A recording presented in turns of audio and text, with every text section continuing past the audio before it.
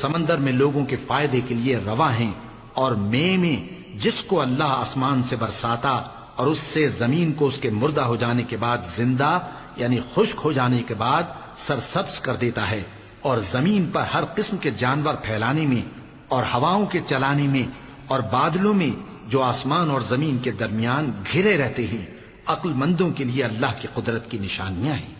اور بعض لوگ ایسے ہیں جو غیر اللہ کو اللہ کا شریک بناتے اور ان سے اللہ کی سی محبت کرتے ہیں،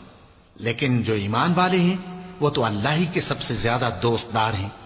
اور اے کاش ظالم لوگ جو بات عذاب کے وقت دیکھیں گے اب دیکھ لیتے کہ سخت طرح کی طاقت اللہ ہی کو ہے، اور یہ کہ اللہ سخت عذاب کرنے والا ہے۔ اس دن کفر کے پیشوا اپنے پیروں سے بیزاری ظاہر کریں گے